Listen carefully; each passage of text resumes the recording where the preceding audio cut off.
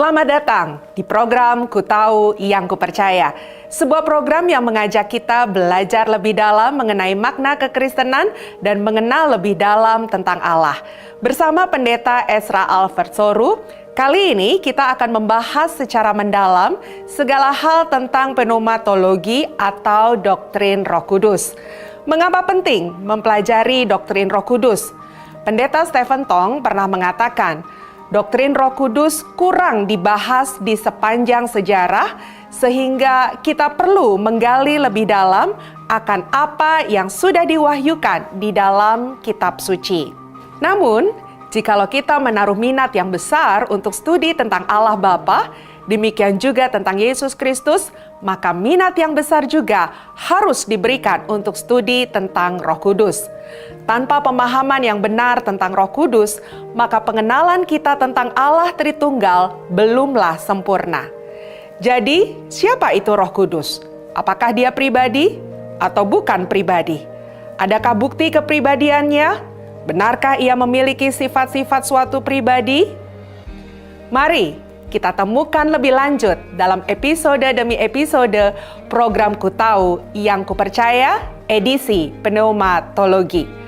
Bagi saudara yang ingin bertanya, ingin berdiskusi, dan ingin didoakan selama saudara menyaksikan program ini, saudara bisa menghubungi call center dan WhatsApp center kami di nomor telepon yang tertera di layar, dan tim respon kami senantiasa siap untuk melayani saudara.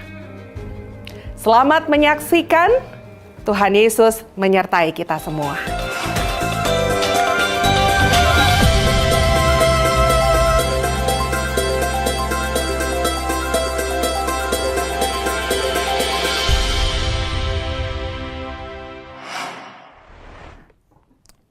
Shalom untuk semua pemirsa Pijar TV di mana saja berada. Puji Tuhan, syukur pada Tuhan karena pada hari ini saya bisa berjumpa kembali dengan saudara dalam program Ku Tahu Yang Kupercaya. Dan program Ku Tahu Yang Kupercaya kali ini diproduksi dari kota Jakarta, dan program ini bisa terlaksana karena donasi dari para pemirsa sekalian yang telah memberikan dukungan secara doa, dukungan dana sehingga program ini bisa terlaksana. Dan seperti biasa, program ini adalah program pengajaran.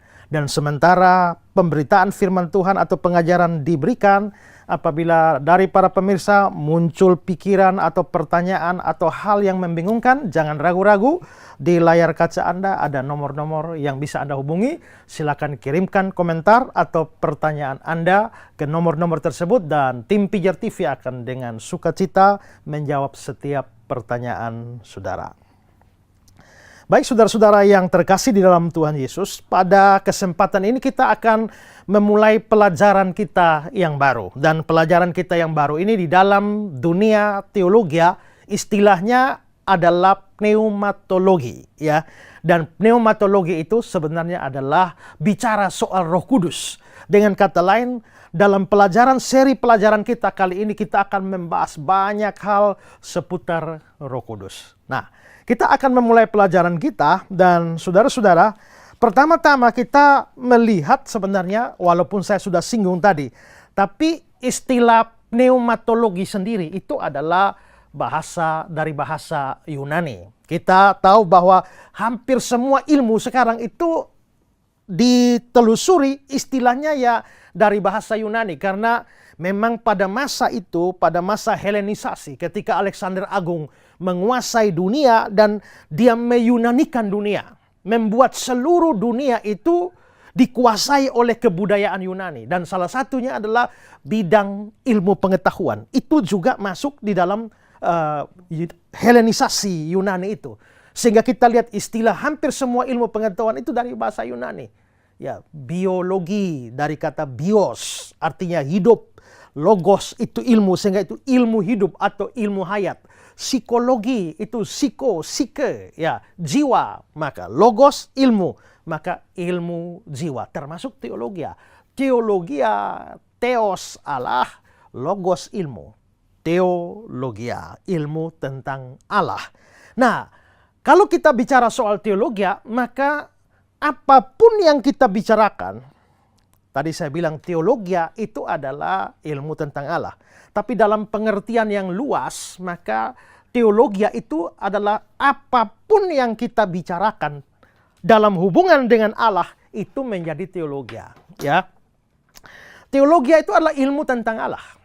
Tapi kalau saya membicarakan manusia, tapi manusia yang saya bicarakan itu ada hubungan dengan Allah, maka sebenarnya saya sedang berteologia tentang manusia.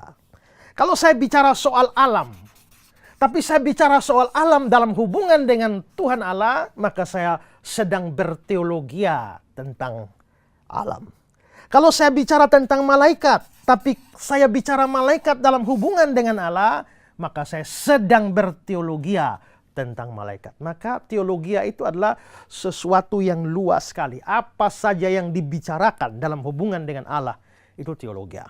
Nah, seri pelajaran kita kali ini itu adalah kita mau bicara tentang Roh Kudus. Nah, Roh Kudus sendiri, karena ini bicara Roh Kudus dalam hubungan dengan Allah, maka sebenarnya kita juga sedang berteologia, tapi secara khusus tentang Roh Kudus. Nah, istilahnya tadi adalah pneuma, ya, pneumatologi, pneuma dan logos. Di mana pneuma itu artinya roh, ya, bisa juga berarti angin, bisa juga berarti nafas. Tapi dalam konteks ini, pneuma itu artinya roh, ya. Sedangkan logos itu artinya ilmu atau ajaran. Sehingga waktu kita bicara soal pneumatologi, kita dengan kata lain sedang berbicara tentang ajaran tentang Roh Kudus. Nah, karena itulah maka kita akan bahas dalam seri-seri kita atau episode-episode selanjutnya, kita akan bahas banyak hal tentang Roh Kudus. Kita bisa bahas soal karunia Roh Kudus, kita bahas soal baptisan Roh Kudus, kita bahas soal kepenuhan Roh Kudus, kita bisa bahas tentang bahasa roh, kita bisa bahas tentang macam-macam hal, terlalu banyak hal tentang Roh Kudus. Dan isu tentang Roh Kudus ini itu juga menimbulkan banyak pertanyaan. Karena itu sekali lagi bahwa pada waktu kita belajar tentang Roh Kudus ini, saya yakin banyak pertanyaan. Sekali lagi nomor-nomor yang ada di layar ini, saudara bisa kontak dan berikan pertanyaan saudara di sana, ya. Nah, setelah saya menjelaskan soal definisi ini, pertama-tama saya ingin menyampaikan satu poin penting bagi kita adalah soal kurangnya dan pentingnya mempelajari doktrin Roh Kudus atau pneumatologi ini. Nah, di dalam pembahasan tentang pneumatologi ini boleh dikatakan bahwa ini adalah pembahasan yang penting, tetapi juga pembahasan yang kurang, dalam pengertian kurang dibahas. Ada seorang penulis namanya Paulus Daun, ya, waktu dia bahas tentang pneumatologi dalam bukunya itu di bagian pendahuluan, dia bilang begini, pembahasan secara spesifik tentang pneumatologi sering diabaikan dan dianaktirikan. Bahas doktrin Roh Kudus itu sering diabaikan. Doktrin ini sering diabaikan atau dianaktirikan dibandingkan dengan doktrin-doktrin yang lain. Dan lalu dia bilang begini, di dalam sejarah gereja dapat dilihat para teolog Kristen sangat getol membicarakan, bahkan mendebatkan tentang Allah dan Yesus Kristus. Tapi tentang Roh Kudus dikesampingkan. Jikapun dibicarakan hanya bersifat sekilas saja. Sebab itu di dalam pengakuan-pengakuan iman untuk Allah Bapa, apalagi tentang Yesus Kristus harus memakai beberapa baris. Tapi untuk Roh Kudus hanya disebut dengan sederhana, aku percaya kepada Roh Kudus. Kalau saudara dari gereja-gereja tradisi, gereja Protestan kan tiap minggu dalam kebaktian kan ada pengakuan iman rasuli. Nah, waktu bahas Yesus Kristus, kalimatnya gimana? Ya, aku percaya kepada Yesus Kristus, anaknya yang tunggal, Tuhan kita, yang dikandung dari Roh Kudus, lahir dari anak darah Maria, yang menderita sengsara di bawah pemerintahan Pontius Pilatus, disalibkan, mati dan dikuburkan, turun ke dalam kerajaan maut, pada hari yang ketiga, bangkit pula dari antara orang mati, naik ke surga, duduk di sebelah kanan Allah, Bapa yang Maha Kuasa, dan akan datang dari sana untuk menghakimi orang yang hidup dan yang mati. Panjang ya, untuk Yesus ya. Tapi setelah itu, aku percaya kepada Roh Kudus. Selesai. Bayangkan untuk Yesus itu banyak sekali kalimatnya. Tapi Roh Kudus satu kalimat, aku percaya kepada Roh Kudus. Setelah itu gereja yang kudus dan am itu sudah bahas gereja. Ya. Maka benar seperti yang dikatakan oleh Paulus Daun ini bahwa kalau bicara soal Allah Bapa dan terutama Yesus, maka itu menjadi persoalan yang dianggap sangat-sangat penting dan memang benar itu penting. Tapi tentang Roh Kudus, ya dari sisi historis memang kelihatannya tidak terlalu banyak dibicarakan. Ya, ini senada juga dengan apa yang dikatakan oleh pendeta Stephen Tong. Coba bisa dibaca kata-kata dari pendeta Stephen Tong. Pada waktu masa reformasi dan sebelumnya, istilah dan doktrin Roh Kudus tidak terlalu banyak dibicarakan atau diperbincangkan di dalam isu-isu yang penting, baik dalam bentuk tulisan ataupun khotbah. Di dalam buku-buku lebih dari 1000 tahun itu, peranan Roh Kudus tidak terlalu dipentingkan. Bahkan dari masa reformasi ke masa sekarang ini, peranan Roh Kudus tetap kurang dipentingkan. Ya, jadi memang dari sisi historis memang seperti itu. Bapak gereja yang pertama-tama mengangkat isu tentang Roh Kudus ini secara benar, secara tepat, dan secara serius, itu adalah Athanasius. Mengapa Athanasius mengangkat isu ini? Karena dia lagi berpolemik atau dia berapologia melawan satu aliran sesat yang namanya kelompok Tropiki yang menganggap bahwa Roh Kudus itu ciptaan Allah. Nah, karena menghadapi bidat semacam itulah maka Athanasius secara serius itu membicarakan doktrin Roh Kudus. Tapi selain itu dari sisi sejarah gereja memang tidak terlalu diperhatikan. Ya. Bahkan sampai masa sekarang pun itu di dalam buku-buku sistematik teologia itu pembahasan tentang Roh Kudus itu tidak seberapa kuat atau banyak dibandingkan dengan doktrin-doktrin yang lain. Louis Berkhof itu menulis satu buku sistematik teologia ya yang dalam Indonesia itu sudah dipecah-pecah menjadi beberapa kira-kira 6 atau 7 buku ya. Tetapi menariknya adalah dalam sistematik yang dianggap sebagai sistematik teologi yang lengkap itu bahkan tidak ada pembahasan secara khusus tentang Roh Kudus. Nah, jadi terlihat bahwa memang ada dari sisi sejarah ada pembahasan yang kurang sekali terhadap doktrin ini. Padahal saudara-saudara, ini adalah satu doktrin yang penting. Ini adalah sesuatu pemahaman yang penting. Sekalipun dari sisi historis itu kurang dipersoalkan sehingga tidak nampak di dalam kredo-kredo pengakuan-pengakuan iman. Maksud saya adalah gini, soal Yesus itu, identitas Yesus itu diperdebatkan dalam sejarah. Dipersoalkan dalam sejarah, makanya dirumuskan dalam pengakuan-pengakuan iman. Doktrin Tritunggal itu juga dipersoalkan dalam sejarah. Makanya muncul juga di dalam kredo-kredo pengakuan iman. Tapi secara khusus untuk Roh Kudus itu kurang menjadi hal yang diperdebatkan dalam sejarah. Itulah sebabnya kemunculannya di dalam kredo-kredo atau pengakuan iman tidak terlalu banyak. Ya. Tapi dilihat dari sisi pentingnya, sebenarnya doktrin ini penting. Ya. Pendeta Stephen Tong mengatakan begini, mengapa pembahasan doktrin penting sekali? Karena doktrin Roh Kudus kurang dibahas di sepanjang sejarah, sehingga kita perlu menggali lebih dalam akan apa yang diwahyukan di dalam kitab suci.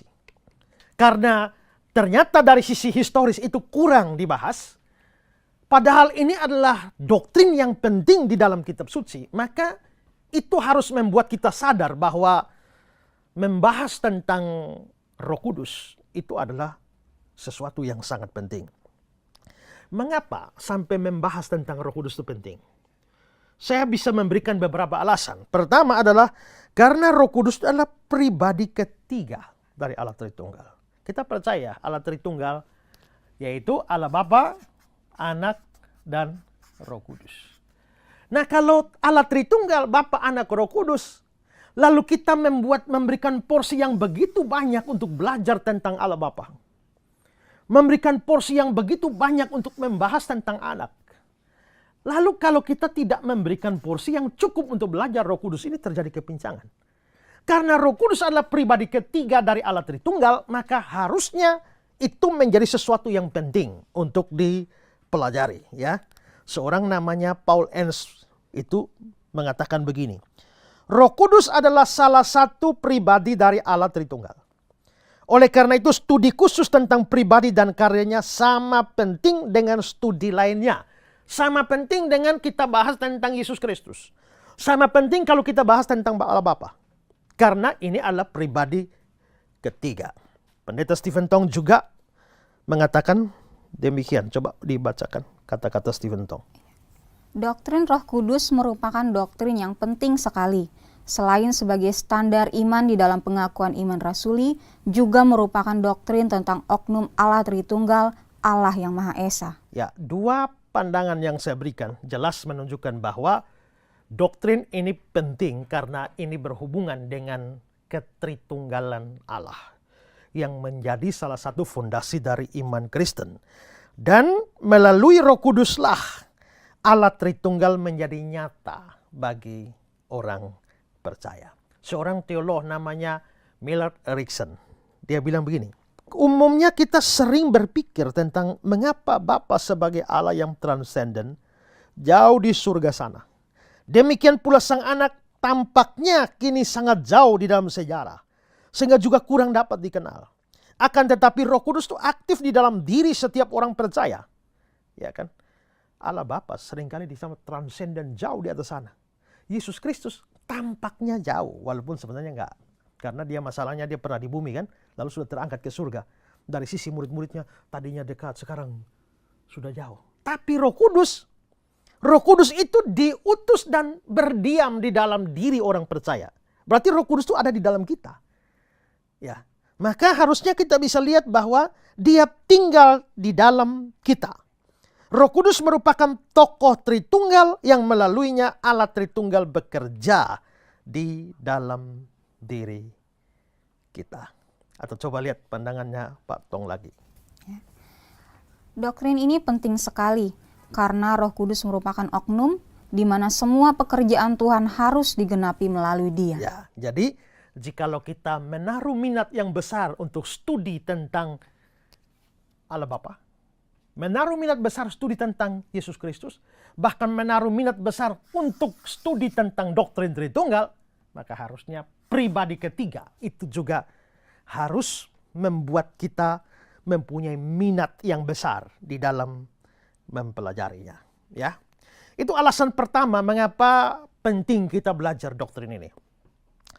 Alasan yang kedua adalah karena kita hidup pada masa ketika karya Roh Kudus lebih menonjol dibandingkan dengan karya kedua pribadi lain. Ya, coba baca kata-katanya Erickson. Karya Sang Bapa lebih menonjol sepanjang Perjanjian Lama, dan karya Sang Anak lebih menonjol sepanjang masa yang diliputi kitab-kitab Injil hingga kenaikannya ke surga. Roh Kudus menjadi pusat perhatian sejak hari Pentakosta, periode yang diliputi kitab Kisah Para Rasul dan surat-surat Perjanjian Baru, serta periode sejarah gereja selanjutnya. Oleh karena itu, apabila kita ingin berhubungan dengan Allah dewasa ini, maka kita harus mengenal kegiatan Roh Kudus. Ya, Erickson mengatakan bahwa karya Allah Bapa lebih dikenal pada masa Perjanjian Lama. Dan memang demikian. Ya, orang membaca Perjanjian Lama ya tanpa dijelaskan pun dia sudah memikirkan bahwa itu adalah karya Allah Bapa yang ditonjolkan. Sedangkan Yesus Kristus ini belum cukup nampak di dalam Perjanjian Lama. Biarpun ada samar-samar. Ada tipologi-tipologi, gambaran-gambaran. Ada Kristofani, penampakan Kristus dalam Perjanjian Lama, tapi juga tidak terlalu cukup menonjol. Nanti memasuki Perjanjian Baru, ketika Alkitab atau Injil-Injil bercerita tentang anak Allah yang jelma jadi manusia, diberi nama Yesus, baru karya Yesus, siapa Yesus itu diperkenalkan dalam Perjanjian Baru. Tapi setelah itu, Yesus mulai kembali ke surga. Dan mulai masuk kitab Kisah Para Rasul, itu adalah pekerjaan Roh Kudus lebih ditonjolkan. Sebenarnya ada juga teolog yang mengatakan bahwa kitab setelah Injil Yohanes itu tidak terlalu cocok disebut Kisah Para Rasul. Mengapa? Apakah dalam kitab Kisah Para Rasul ada cerita tentang Petrus? Ada ya? Yakobus, Yohanes? Ada ya? Ada cerita tentang Matius? di Kisah Para Rasul? Nggak ada. Ada cerita tentang Bartolomeus? Nggak ada. Ada cerita tentang Andreas? Nggak ada. Ada cerita tentang rasul-rasul yang lain? Paling banyak kita bisa lihat Paulus. Itu berarti bahwa sebenarnya hanya beberapa rasul lah yang dibahas di sini, sehingga kurang cocok kalau disebut sebagai Kisah Para Rasul. Kecuali dia bahas 12 rasul plus Paulus, nah baru cocok Kisah Para Rasul. Sehingga ada teolog yang mengatakan kitab ini lebih cocok disebut sebagai Kisah Roh Kudus. Karena Roh Kuduslah yang ada di balik pekerjaan pemberitaan Injil yang dilakukan sepanjang kitab ini. Jadi lebih cocok disebut Kisah Roh Kudus ketimbang Kisah Para Rasul. Tapi terlepas daripada hal itu menunjukkan bahwa memang karya Roh Kudus yang berkaitan dengan pemberitaan Injil dan perluasan gereja ke seluruh dunia, ya, itu memang eranya di sini. Nah, karena itulah maka mulai dari Yesus naik ke surga, itu boleh dibilang sebagai era kerjanya Roh Kudus. Walaupun kita percaya bahwa Bapa Anak tidak pasif. Seperti pada waktu penciptaan, Bapa kelihatannya nampak mencipta dan mengatur segala sesuatu, tapi sebenarnya Anak maupun Roh Kudus juga terlibat di dalam. Pada waktu Yesus Kristus datang ke dalam dunia, yang menonjol adalah karya Yesus, tapi Bapa dan Roh Kudus juga tetap terlibat. Ya, misalnya saja penciptaan seringkali dianggap sebagai karya Bapa. Tapi kan Alkitab juga bagian yang lain. Yohanes 1 ayat 3, ya, Ibrani 1 ayat 3, Kolose 1 ayat 16 berkata bahwa Kristus juga mencipta, walaupun Bapa nampak mencipta. Roh Kudus pun dikatakan bahwa dia melayang-layang di atas permukaan air pada waktu mencipta. Berarti Bapa, Anak, Roh Kudus terlibat dalam penciptaan, tapi yang menonjol Bapa. Yesus Kristus itu lebih dikenal atau lebih nampak di dalam karya penebusan. Tapi mengapa Yesus bisa datang menebus? Karena ada Bapa yang mengutus. Waktu dia masuk ke dalam dunia melalui kelahiran yang ajaib dari Maria, yang bikin Maria itu mengandung tanpa hubungan seks dengan seorang laki-laki, siapa? Ya, Roh Kudus juga. Maka dalam proses inkarnasi, menjelmanya anak Allah, 3 pribadi bekerja. Tapi yang lebih nampak itu adalah pribadi anak. Nah, begitu juga dengan era sekarang.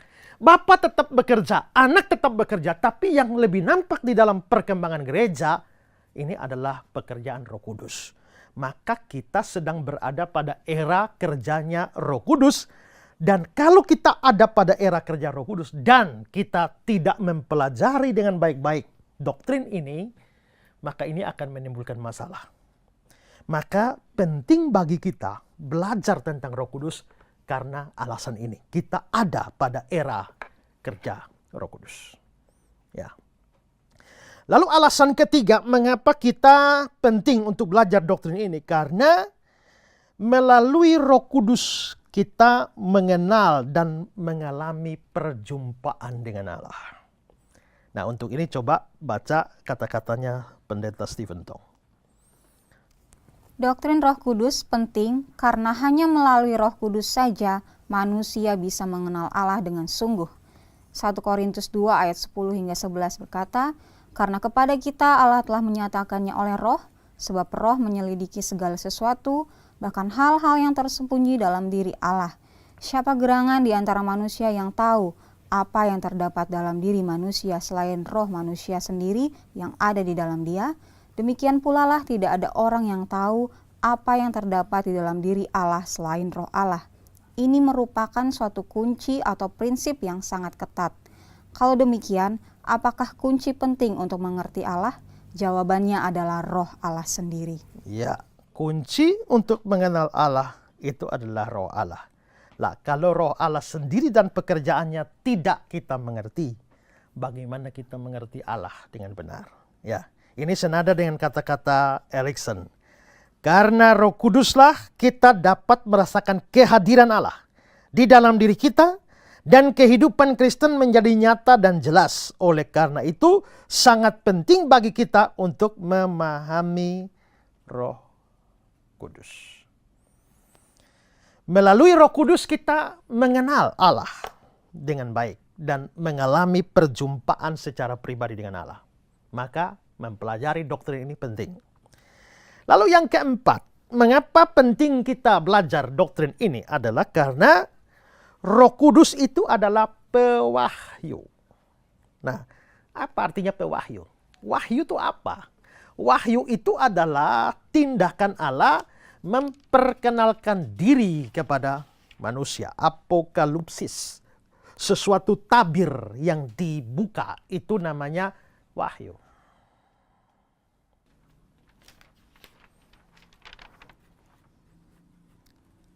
Dapatkah saudara melihat wajah saya?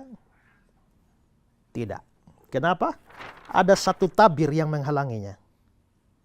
Nah, ketika tabir ini saya singkirkan, saudara melihat wajah saya. Penyingkiran tabir ini itu yang namanya wahyu. Jadi wahyu itu adalah tindakan Allah memperkenalkan diri.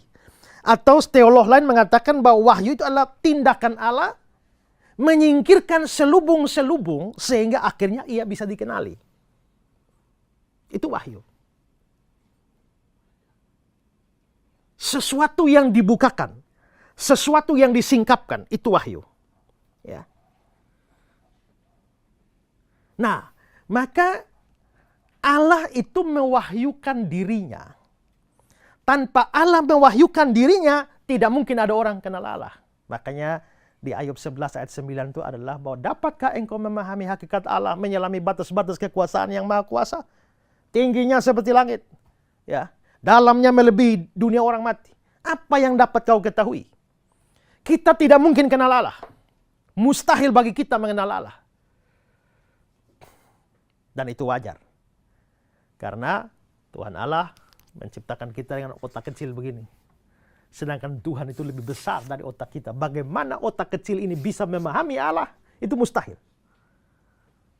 Makanya kadang-kadang menghadapi orang-orang yang mengatakan, oh doktrin Tritunggal itu sukar dipahami, ini nggak benar. Ya, saya bilang, justru sukar dipahami menunjukkan doktrin ini benar. Kalau Allahmu itu adalah Allah yang terlalu mudah dipahami, sekali jelaskan mengerti. Kok kayaknya Allahmu terlalu kecil ya? Sehingga dengan mudah otakmu memahaminya ya. Berarti Allah itu sanggup dimasukkan dalam otakmu yang kecil. Makanya kamu tidak mengalami kesulitan sedikit pun dalam memahami Allah. Sedangkan Allah saya tuh sukar dipahami. Belajar doktrin Tritunggal saja sukar. Tapi justru karena sukarnya itu menunjukkan Allah ini pasti Allah sejati. Maka seorang yang namanya Robert Crossley pernah bilang bahwa Allah yang terlalu mudah dipahami itu sebenarnya adalah Allah palsu. Ya. Nah, karena itu kita mustahil untuk kenal Allah, tapi kemustahilan ini disingkirkan ketika Allah mewahyukan dirinya. Allah memperkenalkan dirinya kepada kita.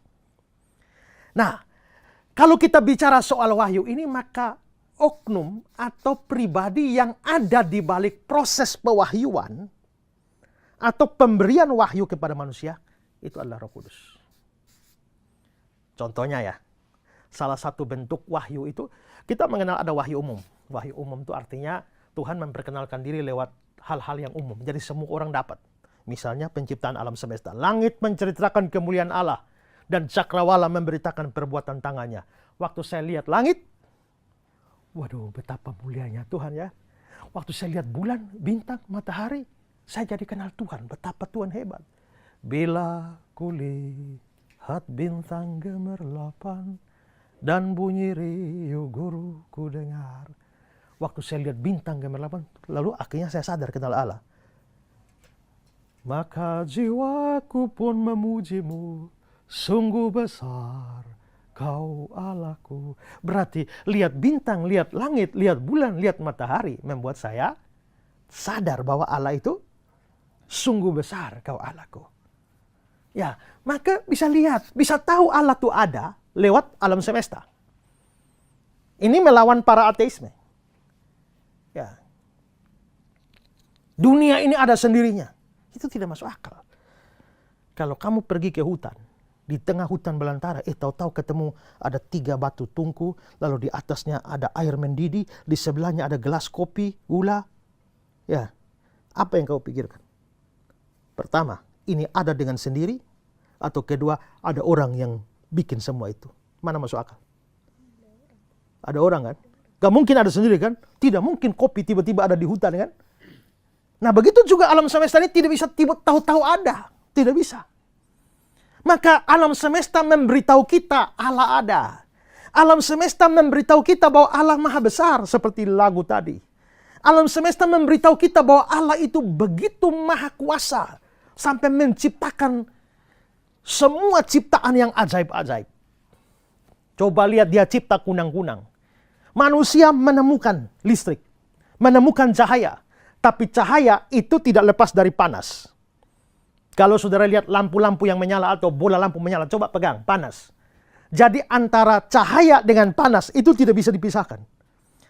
Tapi Tuhan Allah bisa menciptakan cahaya dingin. Ya. Kok bagaimana bisa cahaya dingin? Coba lihat itu, kunang-kunang. Pernah tahu kunang-kunang? Kalau saudara lahir tahun 2000 ke atas ini mungkin tidak pernah lihat kunang-kunang, hanya lihat di Google aja. Ya. Tapi kalau hidup pada masa itu, saudara tahu kunang-kunang, itu binatang yang dari ekornya tuh bisa keluar lampu menyala. Itu ada satu zat di dalamnya yang namanya luciferin. Dan itu memancarkan cahaya, tapi anehnya kalau cahayanya panas, kunang-kunangnya mati. Tapi kenapa kunang-kunang bisa hidup? Karena cahayanya dingin. Manusia menciptakan cahaya, menemukan cahaya dengan panas. Tuhan Allah menciptakan cahaya dingin. Wah, maha kuasa sekali Tuhan Allah itu ya. Tapi jadi waktu lihat alam, Tuhan ada. Tuhan maha kuasa. Tuhan hebat, Tuhan maha besar. Tapi waktu lihat bintang, lihat ini. Tapi kira-kira kalau lihat pohon, bisa tahu bahwa surga ada. Lihat-lihat pohon, waduh ternyata surga ada. Gak bisa kan? Lihat bunga, bisa tahu bahwa saya orang berdosa. Gak bisa kan? Ya. Lihat anjing, bisa tahu bahwa setelah saya amati anjing, sekarang saya jadi tahu bahwa iblis itu ada. Kan gak masuk akal. Kalau begitu kita membutuhkan satu wahyu yang lain. Nah, wahyu yang lain itu yang namanya kitab suci. Maka dari kitab suci lah saya tahu Allah itu Tritunggal. Dari kitab suci lah saya tahu saya orang berdosa. Dari kitab suci lah saya tahu surga itu ada. Kitab suci saya tahu neraka itu ada. Kitab suci saya tahu bahwa Yesus telah datang, mati, bangkit, naik ke surga. Semua dari kitab suci. Berarti kitab suci adalah wahyu Allah. Nah, tapi siapa pribadi di balik wahyu? Roh Kudus. Maka disinilah Roh Kudus disebut sebagai pewahyu. Atau dialah yang memungkinkan manusia mendapatkan wahyu dari Allah. Maka penting bagi kita untuk belajar tentang Roh Kudus karena kita sedang bicara tentang dalam tanda petik seorang pewahyu. Atau satu pribadi yang memungkinkan kita mengenal Allah dengan benar. Ya, coba baca kata-kata Pendeta Stephen Tong. Doktrin Roh Kudus penting karena Roh Kudus adalah pewahyu. Itulah sebabnya kalau Roh Kudus tidak memimpin manusia kembali kepada pengenalan akan Tuhan yang benar, tidak ada satu khotbah yang berguna, tidak ada satu pengajaran katekisasi yang berfungsi, dan tidak ada satu kebaktian yang menyatakan kemuliaan Tuhan. Tetapi puji Tuhan, jika Roh Kudus bekerja di tengah-tengah kebaktian dengan prinsip yang kita pegang saat ini, Roh Kudus adalah pewahyu, pengajar, pemberi pencerahan, iluminasi kepada manusia, maka setiap orang yang mengajar, yang belajar, yang berkhotbah, yang mendengar, semuanya berada di bawah naungan Roh Kudus, maka kebaktian itu menjadi indah luar biasa. Ya, jadi Roh Kuduslah yang memberikan wahyu, mengajar kita, dan karenanya penting untuk dipelajari. Dan yang terakhir, mengapa sampai kita penting belajar doktrin Roh Kudus? Karena saat ini telah terjadi begitu banyak penyimpangan, begitu banyak penyesatan seputar doktrin Roh Kudus. Ya. Ada penyangkalan terhadap kepribadiannya, bahkan keilahiannya, seperti datang dari orang-orang atau bidat Unitarianisme dan Saksi Yehova. Juga liberalisme, ya. Orang-orang itu tidak percaya bahwa Roh Kudus itu adalah satu pribadi. Bahkan lebih daripada itu, mereka tidak percaya bahwa dia adalah Allah juga. Itu ada bidat-bidat seperti itu. Coba kata-kata dari Stephen Tong. Di abad 19 sudah mulai muncul ajaran liberalisme yang tidak lagi percaya kepada Roh Kudus. Mereka berkata, Roh Kudus hanyalah suatu kuasa Allah, suatu sifat ilahi yang sendirinya tidak mempunyai sifat ilahi atau berpribadi. Yang disebut wahyu Roh Kudus untuk menulis kitab suci hanya merupakan semacam gerakan dan inspirasi yang bersifat agama yang sama yang kebetulan timbul di dalam diri orang-orang yang disebut rasul atau nabi. Mereka tidak percaya Allah Roh Kudus, tidak percaya Roh Kudus itu beroknum, tidak percaya Roh Kudus adalah salah satu oknum Allah Tritunggal. Ya, itu pandangan liberal. Juga saksi Yehova, Unitarian juga punya pandangan yang sama. Jadi memang ada ajaran-ajaran sesat berurusan dengan doktrin Roh Kudus ini. Tapi juga seperti saya katakan tadi, pemahaman dan praktek yang berkaitan dengan Roh Kudus itu juga aneh-aneh. Ya, ada orang sampai dalam kebaktian muntah-muntah. Dan itu diklaim sebagai pekerjaan Roh Kudus. Saudara tahu, saya pernah hadir dalam satu kebaktian, pas masuk itu dibagikan kertas koran seperti bungkus kacang tuh, ya, yang dibungkus-bungkus. Semua orang dibagi. Saya juga heran, kenapa ya kok kebaktian bagi-bagi itu? Saya kira untuk masukkan persembahan. Ternyata itu untuk persiapan nanti akan muntah. Jadi kalau Roh Kudus bekerja, kamu akan begitu muak dengan dosamu sampai kamu akan muntah dosamu. Maka disiapkanlah kantong-kantong untuk muntah. Jadi muntah-muntah dalam kebaktian itu adalah pekerjaan Roh Kudus. Belum ada lagi yang ya seperti yang terjadi di Toronto, Kanada, ketika Rodney Howard Brown yang mengalami kesuaman rohani, satu hari dia datang berdoa kepada Tuhan untuk bisa dapat menikmati hadirat Tuhan. Lalu berdoa, kok rasa tidak cukup dijamah oleh Roh Kudus. Sampai akhirnya dalam keadaan frustrasi, dia berdoa, Tuhan, ya Roh Kudus, turunlah dan jamalah saya. Jikalau engkau tidak turun dan menjamah saya yang akan naik dan menjamah engkau.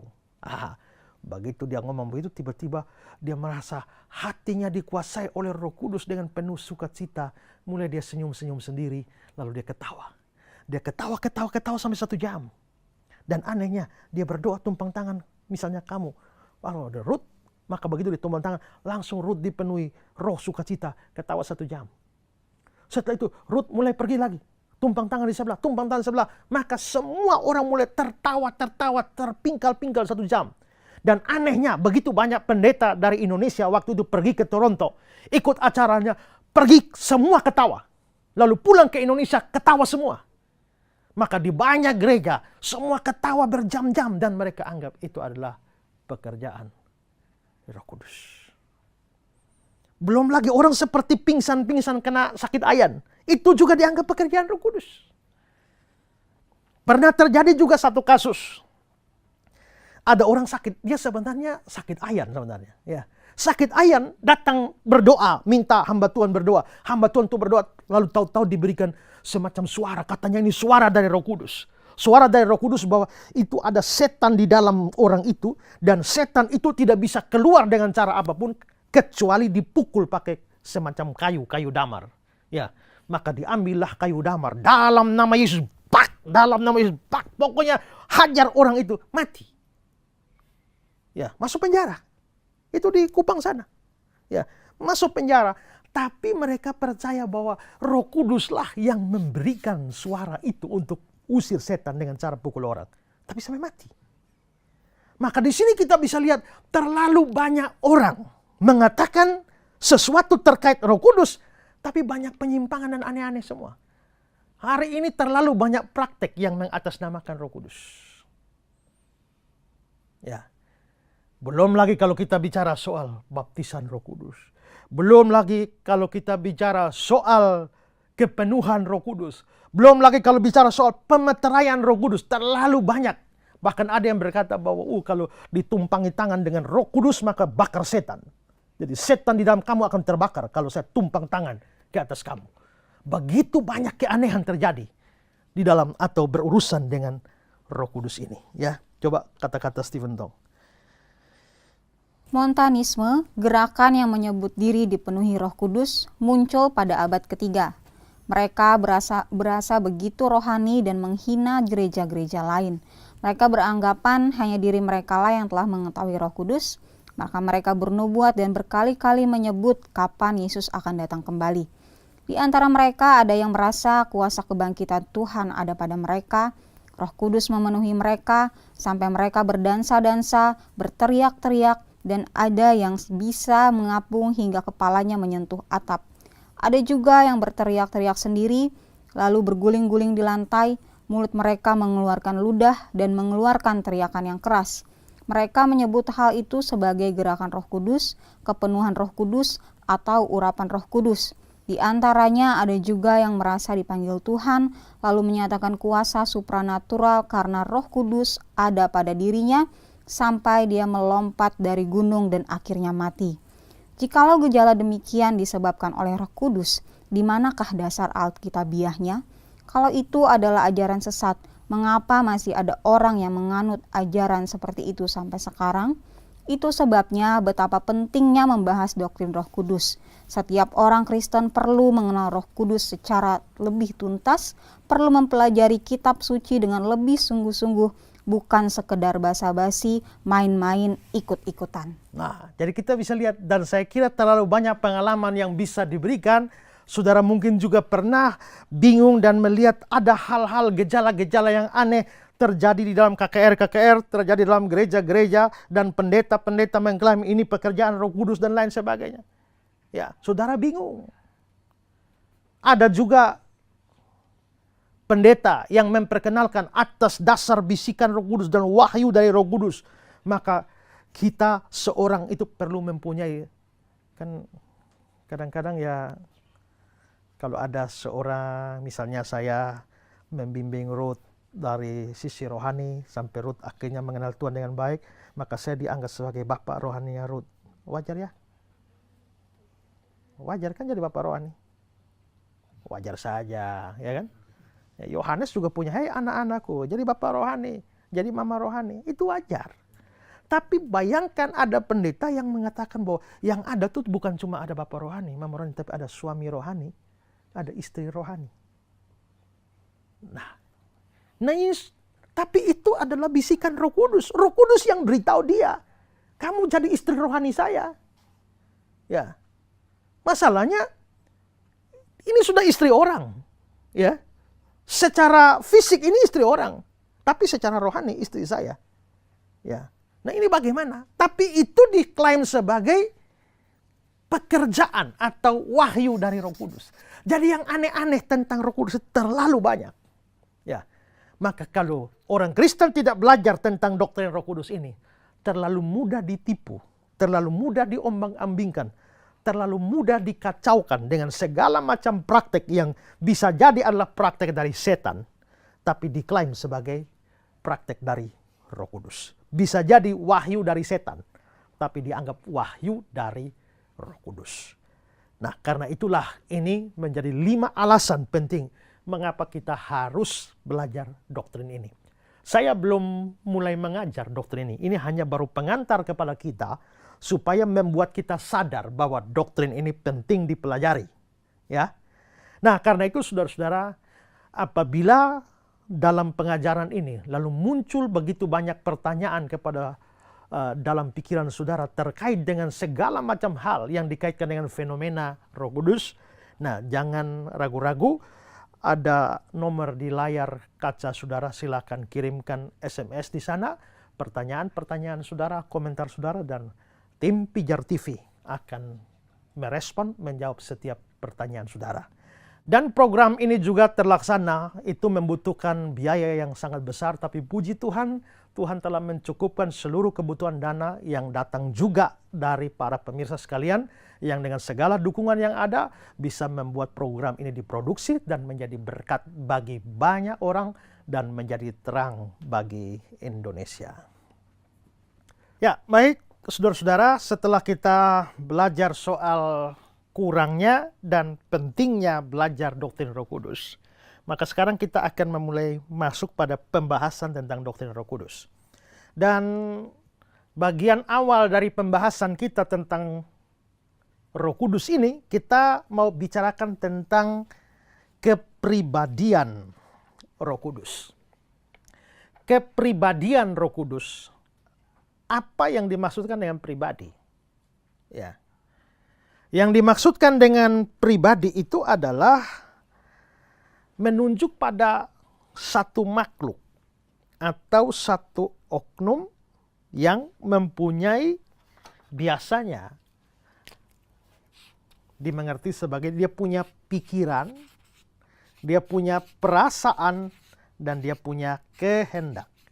Kalau dia punya tiga ini, maka ini disebut sebagai satu pribadi atau satu oknum. Itu berbeda dengan makhluk, karena makhluk itu belum tentu berpribadi. Ya, tapi kalau pribadi dia punya pikiran, dia punya perasaan, dia punya kehendak. Itulah sebabnya seorang manusia itu adalah suatu pribadi. Makanya kita sering dengar kata-kata, secara pribadi saya memohon maaf atas kesalahan saya. Ya, secara pribadi, karena saya ini pribadi karena saya punya pikiran. Yang bisa mikir ini, mikir itu. Saya punya perasaan yang bisa senang, bisa sedih, ya, bisa kecewa, bisa putus asa. Ini dalam wilayah perasaan. Tapi ada kehendak di mana saya ingin itu, ingin ini, ingin itu, ingin itu. Itu pribadi, ya. Tadi saya bilang bahwa makhluk belum tentu berpribadi. Karena pohon itu juga makhluk kan? Dan makhluk hidup. Tapi apakah pohon punya pikiran? Tidak ya. Hidup tapi tidak punya pikiran. Apakah pohon punya perasaan? Bisakah pohon bersedih? Ya. Jadi biar pohon itu kita ambil parang dan potong-potong juga nggak bisa sedih kan? Kan nggak ada perasaan. Apakah pohon punya kehendak? Pohon ingin itu dan ingin ini? Tidak. Ya. Makanya biar pohon itu mau ditendang kah, mau dimaki-maki kah, apapun nggak bisa. Tapi kalau ada orang datang berdiri di mukamu dan dia memaki-maki, menampar kamu, waduh, kamu rasa sakit, rasa terhina, rasa direndahkan. Tapi itu tidak bisa terjadi pada pohon. Karena walaupun sama-sama kamu dan pohon sama-sama hidup, tapi kamu berpribadi, pohon tidak berpribadi. Ya. Bagaimana dengan binatang? Apakah binatang punya kehendak? Punya nggak? Punya keinginan? Apakah binatang bisa punya keinginan makan? Punya. Ya kan? Punya keinginan kawin? Punya. Berarti binatang itu punya kehendak. Binatang punya perasaan?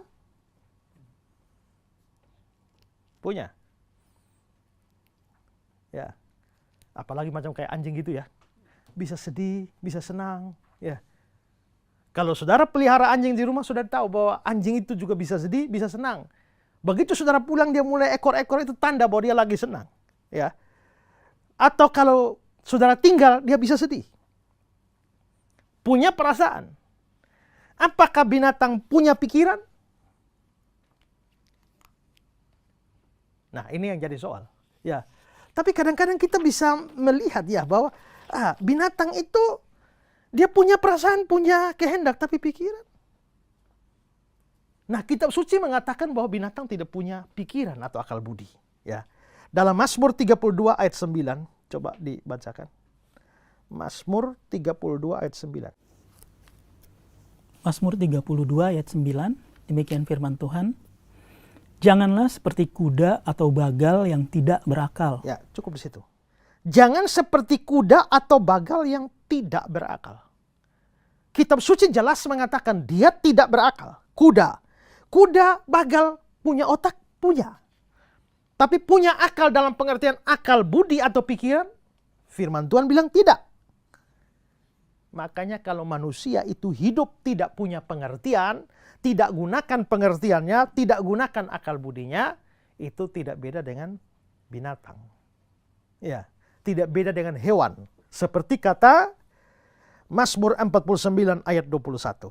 Coba. Mazmur 49 ayat 21. Manusia yang dengan segala kegemilangannya tidak mempunyai pengertian, boleh disamakan dengan hewan yang dibinasakan. Ya, manusia dengan segala kegemilangannya tidak mempunyai pengertian, akal budi pikiran yang baik. Ini boleh disamakan dengan hewan. Itu berarti memang hewan tidak mempunyai akal budi dan pengertian.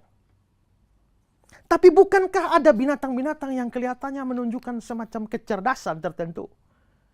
Kalau kita melihat bagaimana trik binatang di dalam mencari makan atau mencari mangsa itu, wah itu triknya juga hebat itu. Ya. Atau coba lihat binatang-binatang yang dipakai di sirkus. Itu menunjukkan semacam kepintaran.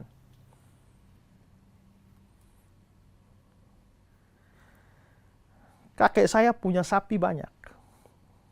Itu ribuan ekor. Anehnya, sapi-sapi itu tidak dikandangkan. Dikasih hidup bebas saja. Maka sepanjang hari itu sapi berkeliaran kemana-mana. Tapi tahu pagi itu jamnya makan, jamnya minum. Maka tiap pagi mereka mengembara kemanapun, pagi nyampe. Lalu muncul pikiran, kalau memang di pikiran saya, sapi ini nggak punya pikiran, bagaimana dia bisa pulang? Saya pernah memelihara seekor kucing. Papa saya memelihara ayam. Dan celakanya kucing saya sering makan ayamnya papa. Ya, satu kali jengkellah papa saya, dia tangkaplah kucing saya. Nah, lalu dia pikir mau diapakan? Dia masukkan dalam karung. Lalu karungnya diikat supaya kucing tidak lihat apa-apa. Naik motor, bawa motor, jalan berkilo-kilo, lalu lepas kucingnya di laut. Ya. Wah, saya sedih sekali. Kucing saya hilang. Tapi apa yang terjadi? 1 bulan kemudian, kucing saya sampai kembali di rumah. Saya sampai heran nih kucing nih, waktu dibawa, dia nggak mungkin lihat jalan. Karena dimasukkan karung. Tapi bagaimana dia bisa menemukan jalan pulang kembali? Kok aneh?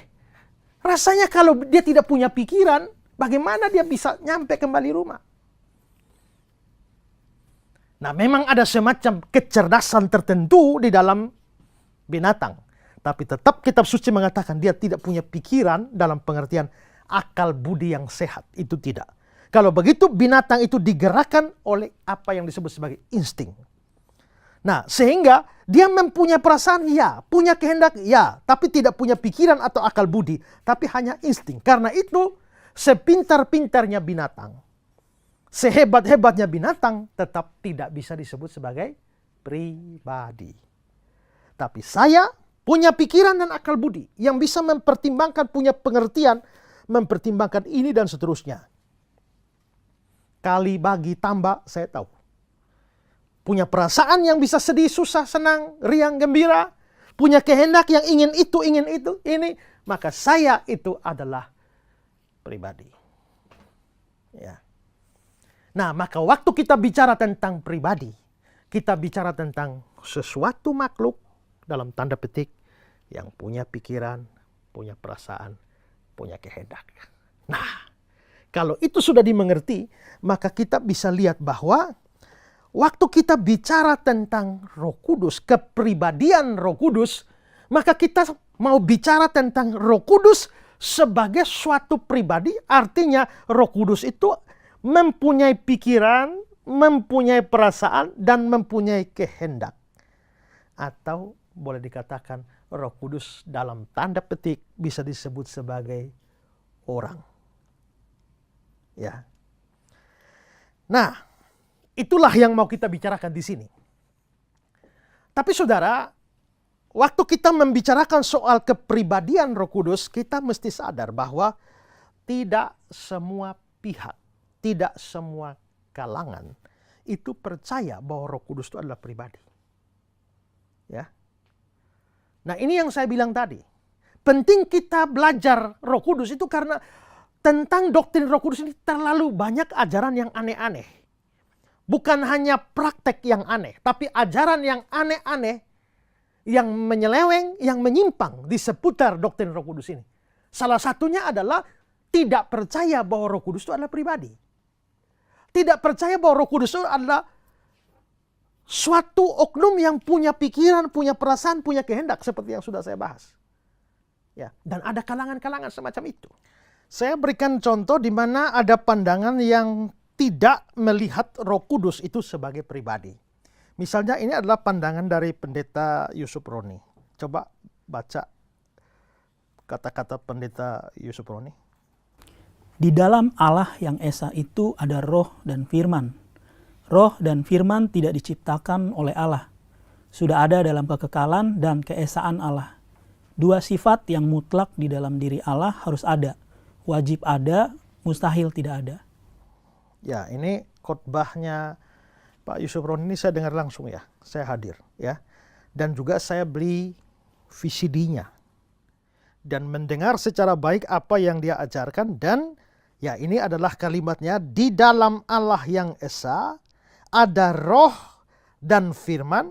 Roh firman tidak diciptakan oleh Allah, sudah ada dalam kekekalan dan keesaan, dua sifat.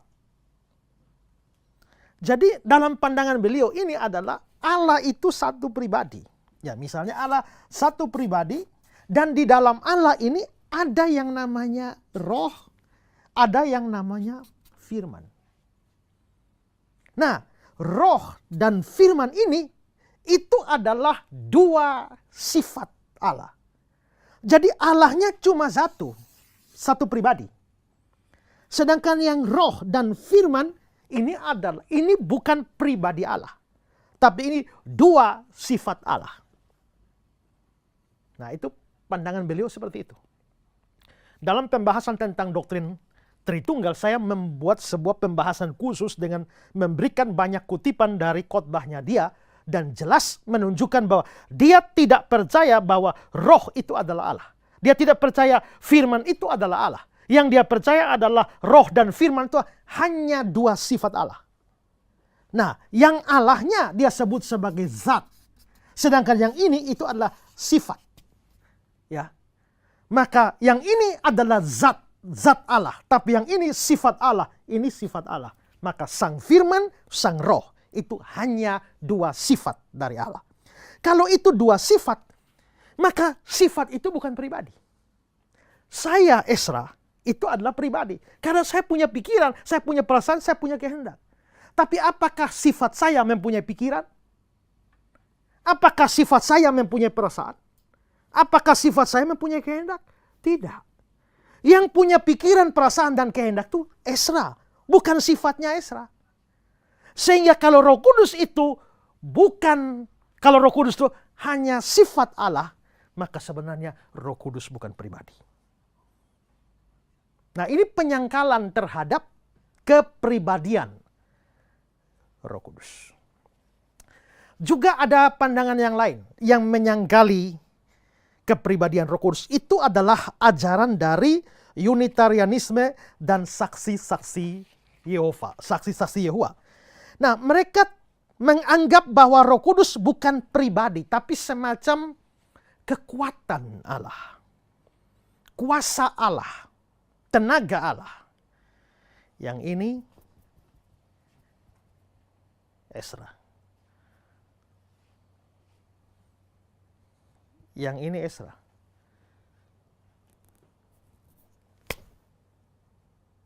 Yang ini tenaganya Esra.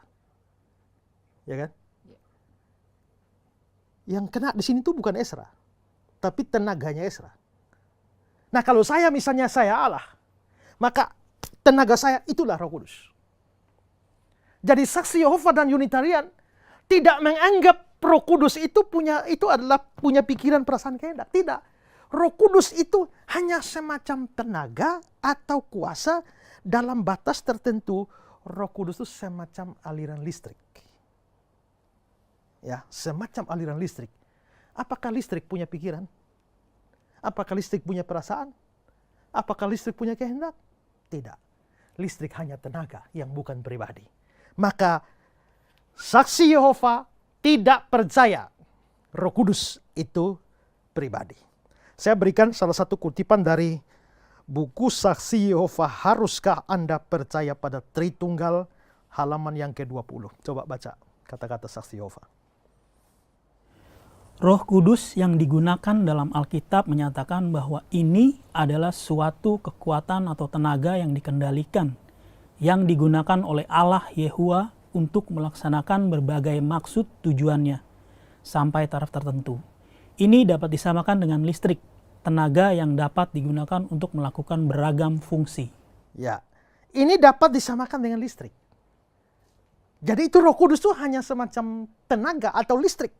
Makanya kalau kita membaca dalam Alkitab kita Kejadian 1 ayat 2. Coba baca Kejadian 1 ayat 2. Kejadian 1 ayat 2, demikian firman Tuhan, bumi belum berbentuk dan kosong, gelap gulita menutupi samudra raya, dan roh Allah melayang-layang di atas permukaan air. Roh Allah melayang-layang di atas permukaan air. Kalau saudara baca Alkitab Saksi Yehova, ingat ya, Saksi Yehova itu punya Alkitab sendiri, ya, terjemahannya, ya. Kalau saudara baca-baca tulisan apapun, lalu ada kutip ayat Alkitab, lalu di belakangnya ada tulis DB, itu singkatan dari Dunia Baru. Atau NW, New World, dalam Inggrisnya. Ini Dunia Baru atau New World, ini adalah Alkitab versi Saksi Yehova. Nah, dalam Kejadian 1 ayat 2 yang dibaca, roh Allah melayang-layang di atas permukaan air. Kalau saya baca dalam Alkitab Saksi Yehova terjemahan Dunia Baru, bunyinya begini. Bumi belum berbentuk dan kosong dan kegelapan ada di atas permukaan air yang dalam dan tenaga aktif Allah, God's active force, bergerak ke sana kemari di atas permukaan air. Tenaga aktif Allah. Dalam Alkitab kita, roh Allah. Terjemahan mereka, tenaga aktif Allah. Karena mereka percaya Roh Kudus itu hanyalah tenaga saja. Kuasa saja. Jadi tidak mengakui adanya kepribadian dari Roh Kudus. Nah, minimal itu adalah dua contoh dari adanya pandangan-pandangan atau pemikiran-pemikiran, doktrin-doktrin, ajaran-ajaran yang tidak percaya Roh Kudus itu pribadi. Saya percaya masih ada banyak, tapi saya berikan dua contoh itu cukup untuk menunjukkan bahwa ya, pemahaman tentang kepribadian Roh Kudus itu juga tidak seragam. Nah, pertanyaan kita, mengapa sampai Saksi Yehova itu tidak percaya Roh Kudus itu pribadi? Punya pikiran, perasaan, kehendak. Mereka memberikan dasarnya, dan dasar mereka juga dari Alkitab. Ya. Nah, dasar mereka itu ada beberapa alasan. Alasannya pertama adalah bahwa pada waktu Yesus dibaptis, Roh Kudus turun ke atasnya, tapi Roh Kudus turun dalam bentuk burung merpati. Begitu juga pada hari Pentakosta, Roh Kudus turun, tapi dalam bentuk lidah-lidah api. Nah, Roh Kudus itu turun dalam bentuk burung merpati. Burung itu binatang. Seperti tadi kita sudah bahas, binatang itu bukan pribadi. Kalau Roh Kudus itu pribadi, kenapa turun dalam bentuk binatang yang tidak berpribadi? Begitu juga pada hari Pentakosta turun dalam bentuk lidah api. Apakah api punya pikiran? Apakah api punya perasaan? Apakah api punya kehendak? Tidak. Berarti dua kali pemunculan Roh Kudus. Ya, kalau kita lihat di Matius 3:16 itu ya, Roh Allah seperti burung merpati. Di Kisah pasal 2 juga, tampaklah kepada mereka lidah-lidah seperti nyala api. Ya, jadi burung merpati dan lidah api dua-duanya bukan pribadi. Roh Kudus, kalau memang Roh Kudus pribadi, mestinya Roh Kudus tampil sebagai orang atau sebagai manusia. Tapi dia tidak tampil sebagai orang. Tampil sebagai binatang, tampil sebagai api. Yang non pribadi, maka Roh Kudus bukan pribadi. Ya, terkait dengan dua hal ini, coba perhatikan kata-kata Saksi Yehova dalam bukunya Haruskah Anda Percaya pada Tritunggal, halaman 21. Coba dibacakan. Pada suatu peristiwa Roh Kudus muncul dalam bentuk seekor burung merpati. Pada kesempatan lain seperti lidah-lidah api. Tidak pernah sebagai suatu pribadi. Tidak pernah sebagai suatu pribadi. Kalau Roh Kudus itu memang pribadi, kenapa tidak muncul sebagai orang? Malah muncul sebagai binatang. Muncul sebagai api. Nah, ini mereka jadikan dasar. Ini menunjukkan bahwa Roh Kudus bukan pribadi. Dasar mereka yang lain adalah Kitab Suci mengatakan adanya orang-orang yang dibaptis, dipenuhi dengan Roh Kudus. Dibaptis dengan Roh Kudus, dipenuhi dengan Roh Kudus, dan menurut mereka itu menjadi dasar bahwa Roh Kudus bukan pribadi. Ya. Kita kembali lihat kepada sumber dari Saksi Yehova. Bertukar pikiran mengenai ayat-ayat Alkitab, halaman 319. Mereka katakan, coba baca kata-kata mereka. Roh Suci dikatakan memenuhi orang-orang. Mereka dapat dibaptis dan diurapi dengannya. Satu pun dari pernyataan-pernyataan ini tidak akan cocok andai kata Roh Suci adalah suatu pribadi. Kalau Roh Kudus pribadi, kok bagaimana pribadi memenuhi? Ruth dipenuhi oleh Roh Kudus. Kan nggak cocok itu. Maka Ruth dipenuhi oleh seseorang. Pribadi nggak cocok. Dipenuhi itu baru cocok kalau itu bukan pribadi. Ya. Lalu coba lihat sumber lain. Saudara dapat hidup kekal dalam Firdaus di bumi. Halaman 40 dari buku mereka. Coba baca kata-kata mereka.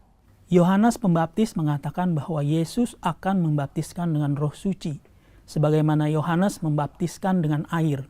Jadi sama seperti air bukan suatu pribadi, Roh Suci juga bukan suatu pribadi.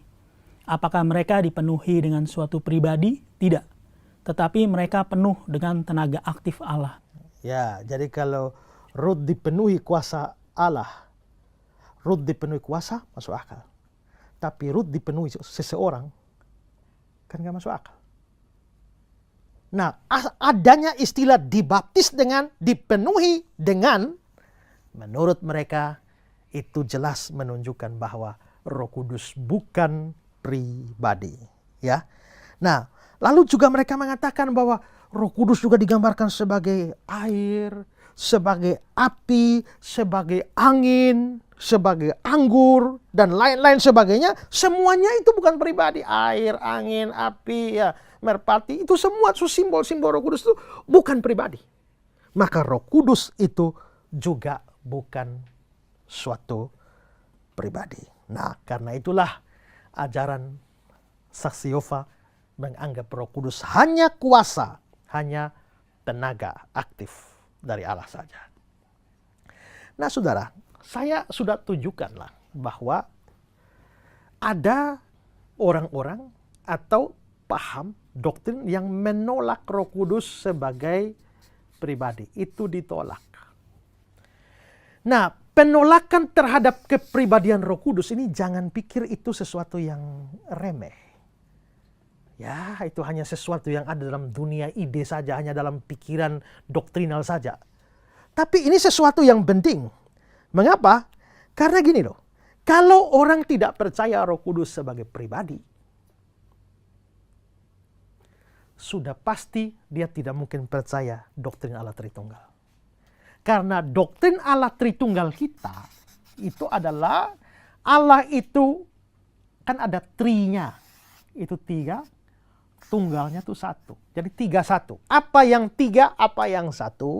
Yang 1 ini adalah hakikatnya. Sedangkan yang 3 ini adalah pribadi. Maka ada pribadi Bapa, ada pribadi Anak, ada pribadi Roh Kudus. Bapa, Anak, Roh Kudus ini ketiganya adalah pribadi.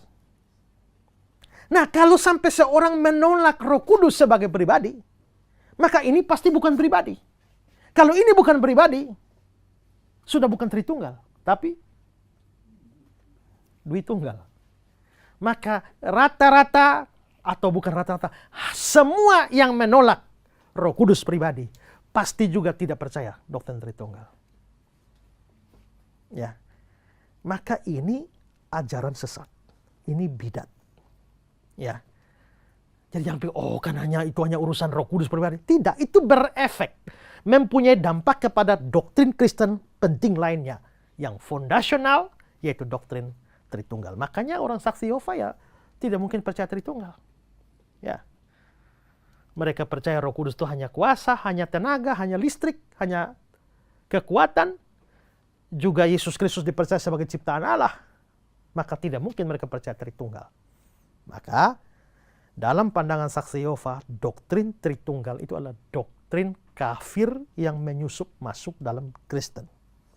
Itu menurut mereka. Ya, nanti saya akan berikan penjelasan tentang ini lebih lanjut ya.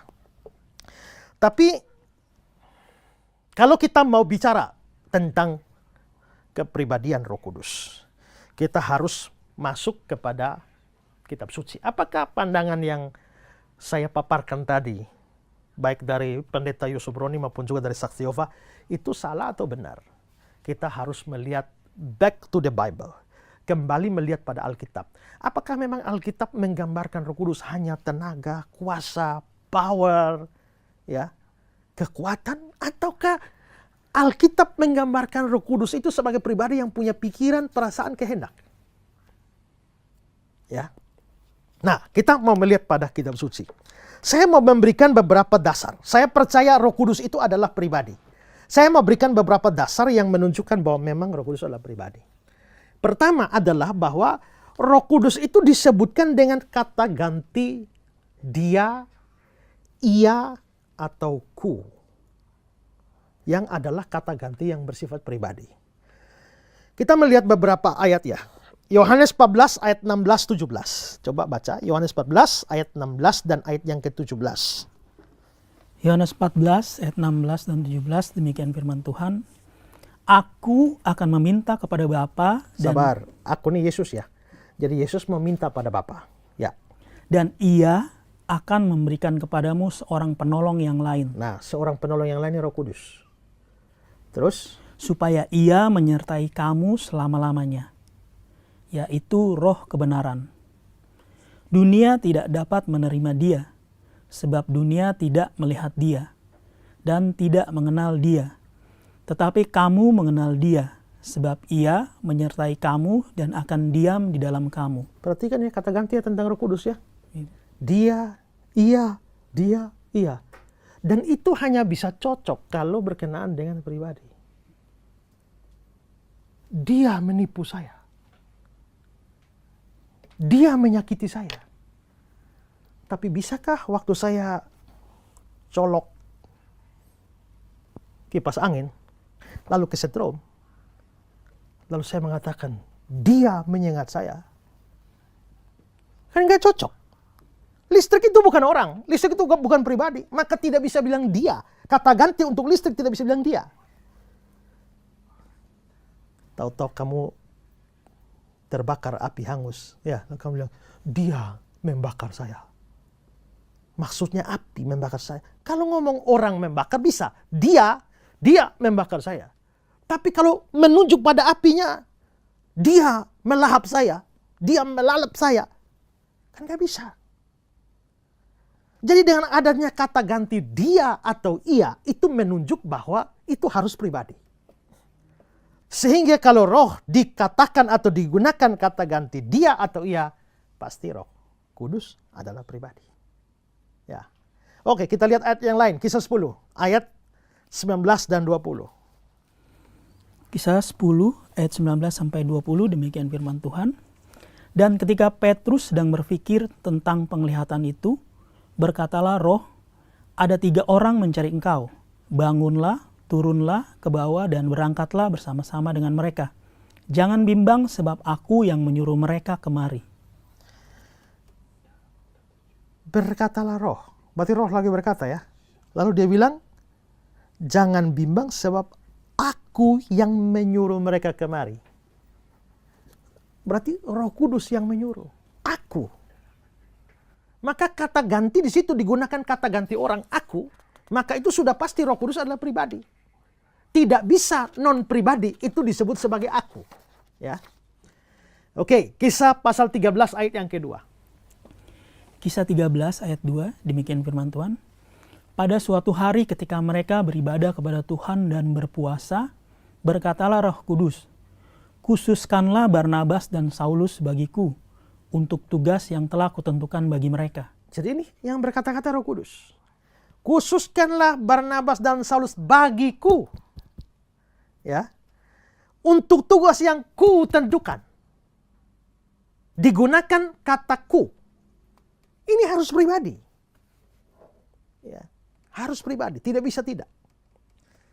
Yohanes 16, 13-14. Yohanes 16 ayat 13 dan 14, demikian firman Tuhan. Tetapi apabila Ia datang, yaitu Roh kebenaran, Ia akan memimpin kamu ke dalam seluruh kebenaran.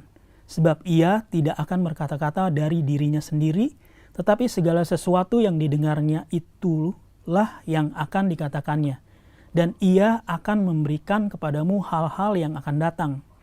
Ia akan memuliakan aku, sebab ia akan memberikan kepadamu apa yang diterimanya daripadaku. Perhatikan ayat ini ya, ada kata iya, seperti tadi. Tapi ada yang menarik di sini. Saya perlu jelaskan bahwa di dalam bahasa asli Alkitab, itu ada jenis, ada gender kata, jenis kelamin kata. Jadi ada kata-kata yang berjenis kelamin maskulin, laki, ada yang feminim, perempuan, ada yang netral. Nah, kalau kita melihat Roh Kudus di dalam ayat yang tadi dibacakan itu kata iya, dan juga yang sebelum-sebelumnya itu menggunakan kata bentuk netral. Tapi khusus di ayat yang ke-13-14 yang baru dibacakan, kata ianya itu ternyata bukan netral, tapi maskulin. Dengan kata lain menggunakan kata bentuk orang laki-laki. Dengan kata lain di situ Roh Kudus digambarkan sebagai orang laki. Kalau kita hanya cuma bilang dia, bahasa Indonesia kan, nggak tahu dia laki atau dia perempuan kan. Tapi kalau dalam bahasa Inggris kan kelihatan, ya kan? His or her, ya. Jadi bisa langsung tahu. Nah begitu juga di sini kata dia dalam bahasa Yunaninya 13-14 ayatnya ini itu menggunakan bentuk maskulin, kata ganti orang laki-laki. Dan ini agak aneh. Kenapa kok di bagian yang lain Roh Kudus itu kata gantinya netral, tapi khusus ayat ini itu kok maskulin? Ya. Nah, Millard Erickson memberikan pendapatnya. Coba dibacakan. Yohanes memilih kata ganti maskulin untuk menyampaikan kenyataan bahwa Yesus sedang merujuk kepada pihak yang berkepribadian dan bukan kepada suatu benda. Ya, jadi menurut Erickson, mengapa sampai pakai bentuk maskulin? Itu untuk menunjukkan bahwa Yesus sedang, waktu Yesus bicara tentang Roh Kudus, dia merujuk kepada suatu pribadi. Bukan dia merujuk kepada satu benda. Kalau dia hanya netral, maka bisa saja itu benda. Tapi kalau ini maskulin, tidak bisa tidak. Ini pasti pribadi. Ya. Pandangan yang sama juga diberikan oleh Paul Ernst. Baca kata-kata Paul Ernst. Kata Yunani untuk Roh Kudus adalah pneuma, yang adalah kata netral. Setiap kata ganti yang digunakan untuk menggantikan sewajarnya adalah netral juga. Namun para penulis Alkitab tidak mengikuti pola tata bahasa, melainkan mereka menggantinya dengan kata ganti maskulin yang ditunjukkan kepada Roh Kudus. Pergantian tata bahasa yang memiliki tujuan ini menekankan kepribadian dari Roh Kudus. Seharusnya tidak ada alasan untuk mengganti bentuk netral pada maskulin kalau Roh Kudus tidak dipahami sebagai yang berkepribadian. Ya, jadi kalau Roh Kudus bukan pribadi, maka dia harus tetap bentuknya netral. Tapi penggantian dari netral ke maskulin itu untuk menunjukkan bahwa yang dibicarakan di sana memang adalah pribadi. Jadi kita percaya Roh Kudus itu adalah suatu pribadi karena memang pertama-tama kata ganti yang dipakai untuk menggambarkan Roh Kudus itu memang kata ganti pribadi. Dia, ia, ku, aku, dan apalagi dari sisi bahasa Yunani itu katanya maskulin, ya, gendernya maskulin. Maka jelas ini menunjukkan Roh Kudus itu pribadi, bukan sekedar sifat, bukan sekedar tenaga. Lalu juga Roh Kudus memiliki sifat-sifat dari satu pribadi. Tadi sudah saya jelaskan bahwa pribadi itu dia punya pikiran, dia punya perasaan, dia punya kehendak. Nah sekarang kita mau lihat dalam kitab suci, apakah betul Roh Kudus itu punya pikiran? Apakah Roh Kudus punya perasaan? Apakah Roh Kudus punya kehendak? Ya. Nah, Roh Kudus digambarkan dalam kitab suci sebagai, dalam tanda petik, seseorang yang mempunyai pikiran atau pengetahuan. Coba kita lihat 1 Korintus 2 ayat yang ke-11. 1 Korintus 2 ayat 11. Demikian firman Tuhan.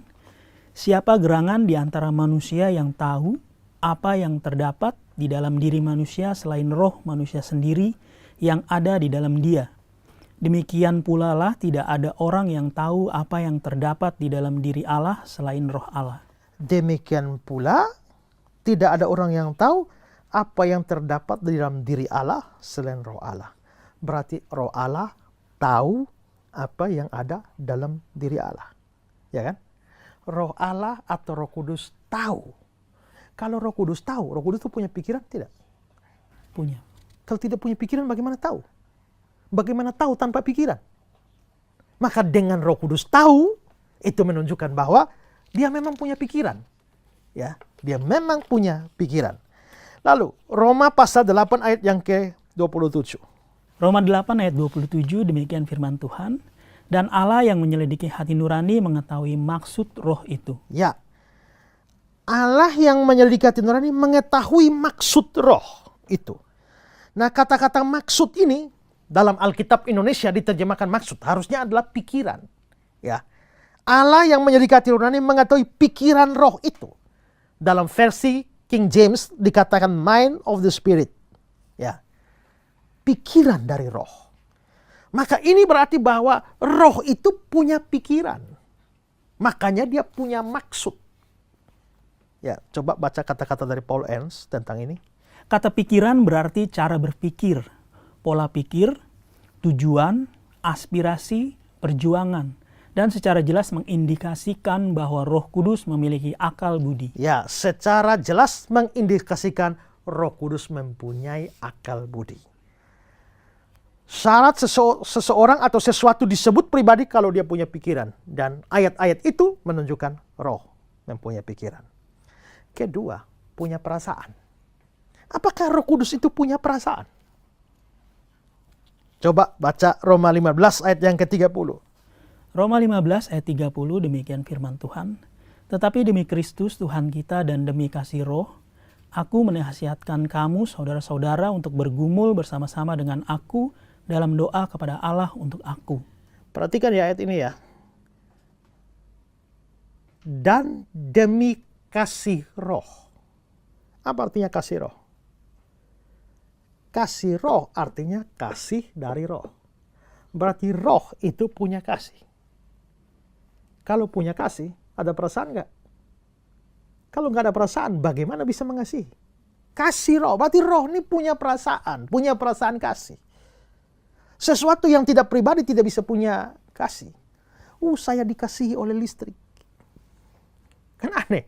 Listrik itu bukan pribadi, dia tidak punya kasih. Tapi kalau roh itu bisa punya kasih, maka roh itu pasti pribadi, perasaan. Ya. Lalu Efesus 4 ayat 30. Efesus 4 ayat 30 demikian firman Tuhan. Dan janganlah kamu mendukakan Roh Kudus Allah. Ya, cukup di situ. Janganlah kamu mendukakan Roh Kudus Allah. Jangan kamu membuat Roh Allah atau Roh Kudus itu berduka. Janganlah kamu bikin Roh Kudus itu sedih. Kalau roh itu bisa berduka, bisa bersedih, punya perasaan? Punya dong. Kamu tidak bisa bikin pohon bersedih. Ya.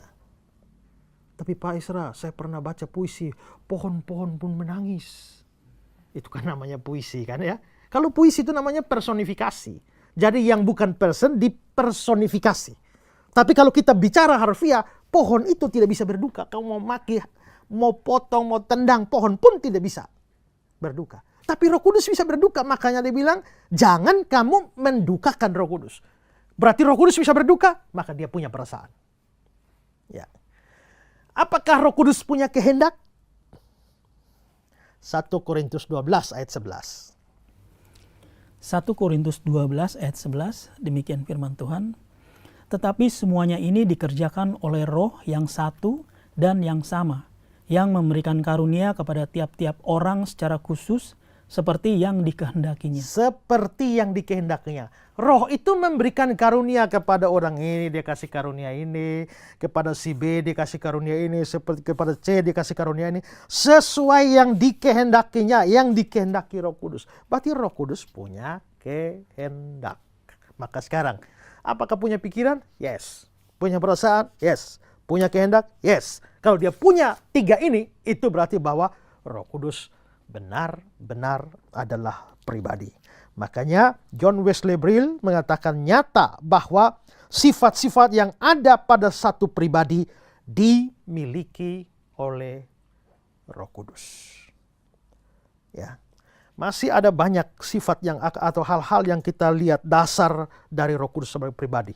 Tapi kita akan lanjutkan pada episode yang akan datang. Dan saudara-saudara, sebelum kita melanjutkan juga saya informasikan bahwa program Ku Tahu Yang Ku Percaya yang diproduksi oleh Pijar TV ini bisa terlaksana karena dukungan dari pemirsa sekalian, baik dukungan doa maupun dukungan dana. Dan bahwa program ini juga bermaksud untuk mengajarkan kebenaran firman Tuhan, memberitakan Injil kepada banyak orang.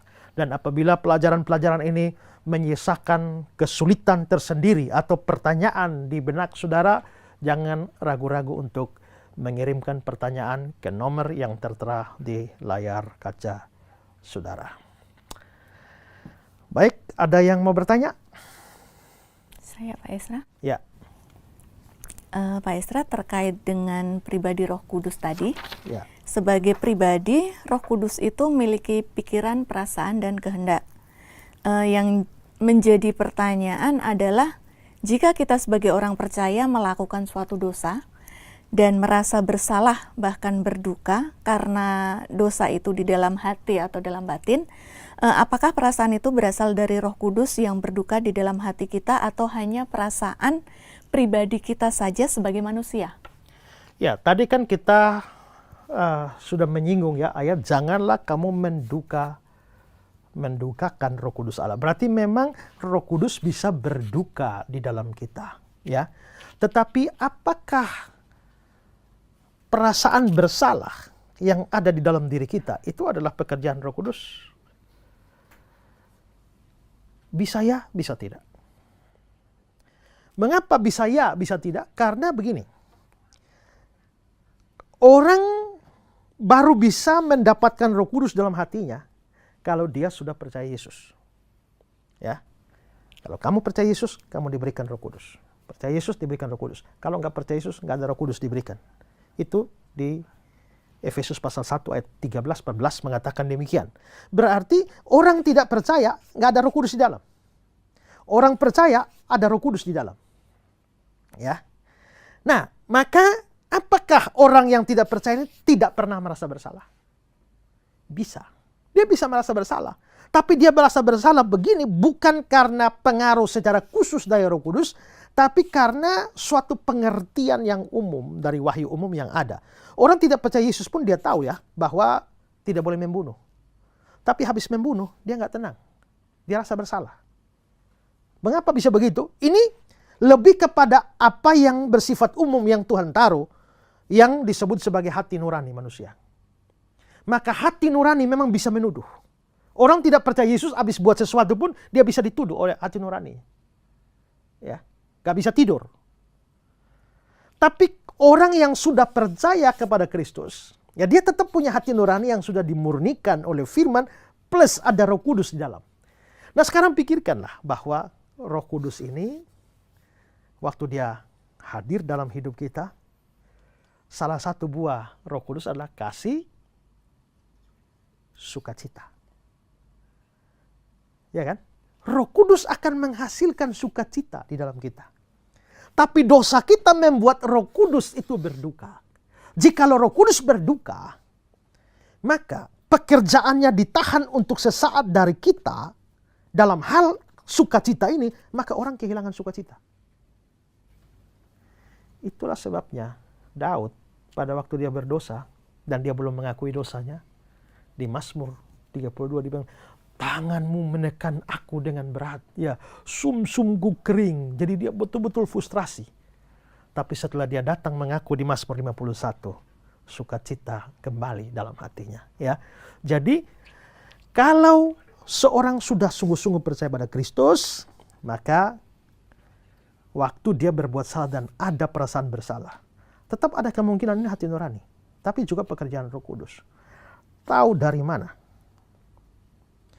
Nah, hati nurani bisa saja menegurnya, tetapi kalau Roh Kudus yang bekerja, Roh Kudus itu tidak pernah bekerja terlepas dari firman.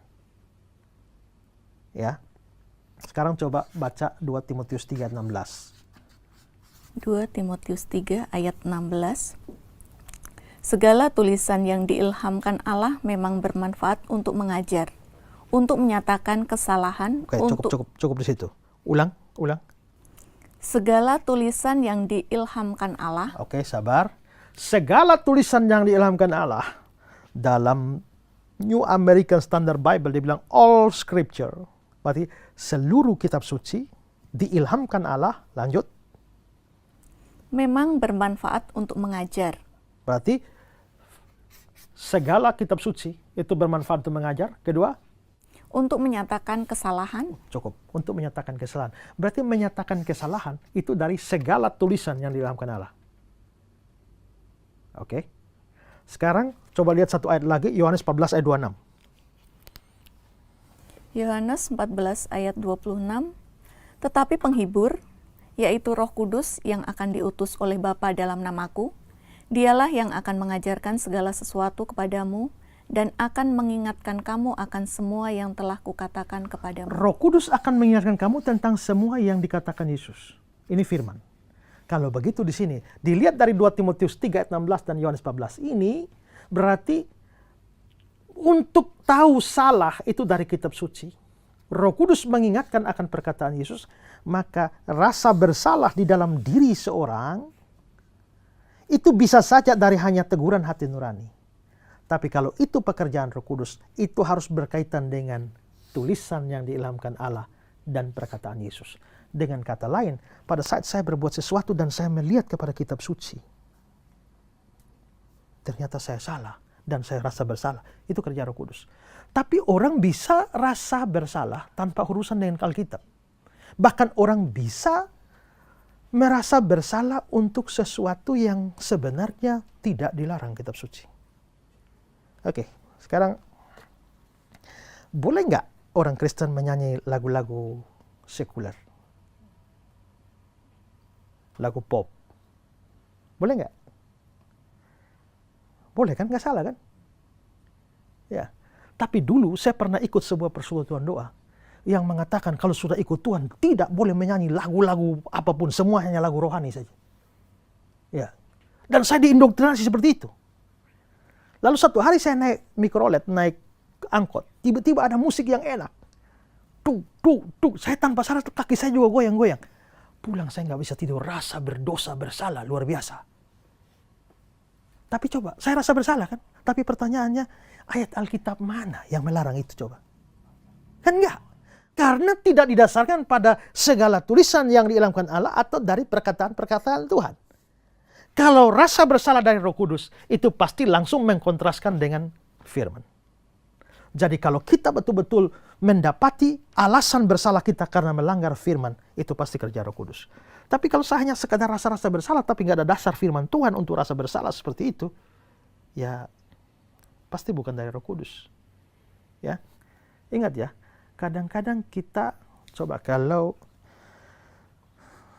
punya anak, anaknya kurang ajar, ya, lalu akhirnya ambil rotan dan dia di rotan, anaknya nangis.